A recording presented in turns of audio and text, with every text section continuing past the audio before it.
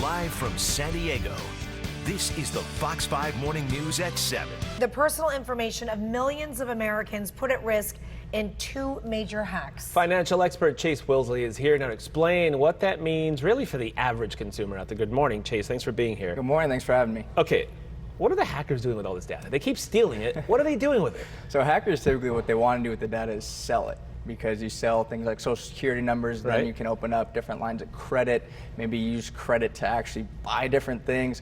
But it's kind of a unique situation here. In the last two big hacks, it's believed that none of the data was actually sold.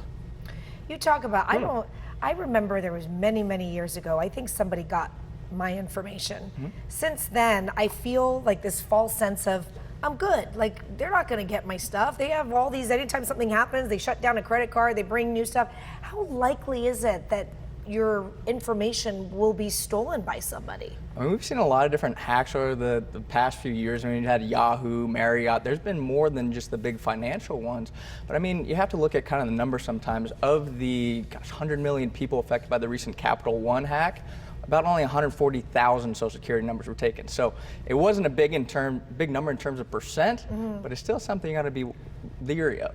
Whenever that happens, they say credit monitoring, we'll give that to you for free, et cetera, et cetera. But shouldn't that, I mean, it's Capital One. You would think if anybody knows about monitoring your, and yet it still happens. So does the credit monitoring really help? Is that what's necessary? And why isn't it more of a, that needs to be just something that comes with these cards at this point? I think it's a lot of education as well. I mean, people need to understand that your data is out there. I mean, that's one thing about progressing technology. And the thing you have to understand too is a lot of the credit monitoring services you can do on your own. I mean, you can really monitor your credit, but a lot of people don't. So I think the credit monitoring services can be very helpful. But the big thing there is you got to make sure they're looking at all three agencies, Equifax, Equinox, and TransUnion. If they're just looking at one, you could have some misinformation. I wanted to get back to the hackers. You said, well, some of these hacks, they weren't sold. The information wasn't sold. So I want to know, if it wasn't sold, what happened to that information? And number two, you say the people, who's buying it? Is it just bad guys around the world? Of course, so that is kind of bad guys around the world. It's on the dark web, you know, different hackers will kind of divvy it out to different areas. But the people that are kind of stealing right now, like the recent one with Capital One, it was almost somebody that was like playing a game, it seemed like. Like, I can do this. Yeah, I can do Really? this. She had some kind of issues. She had some issues with like gender identity. She had some issues with suicidal thoughts. It seems like there was something wrong with her mentally. Rather than saying, I'm going to steal this and sell it, it was more of a challenge. Wow. You were asking about the credit monitoring before.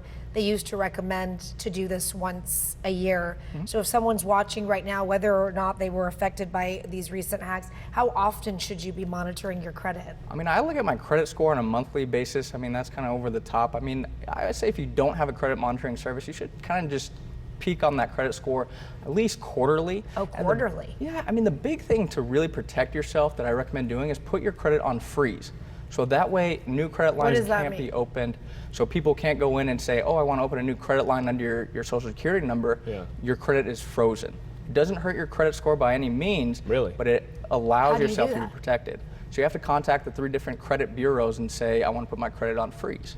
Now, the big thing you have to watch out for is if you are opening a new line of credit, looking to get a mortgage, a car loan, you got to be cautious, because your credit's on freeze, you're not going to be able to get it. So can you freeze, unfreeze, freeze, unfreeze, like hitting a button and undoing it? Is it that easy? You can freeze, unfreeze it. It used to be a cost, but now it is actually free to the consumer to freeze and unfreeze. And it doesn't affect scores or anything? It doesn't affect scores, but if you are looking to get that line of credit still, I would recommend fraud alert. So that way, the credit bureaus have to actually identify you. So they're kind of saying, oh, you're on watch.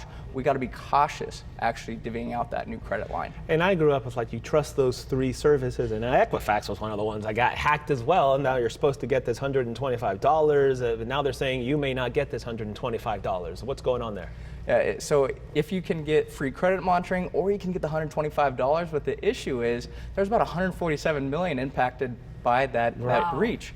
They have about $31 million in the pot to pay out. So if 147, that math doesn't add up, huh? You don't have to be a math whiz to know that. Exactly. So you got to be cautious there. I think actually it's better to take the credit monitoring for 10 years, because $125, even at that max level, if you get hacked at one point, it's not going to be $125 worth of hacking. Right.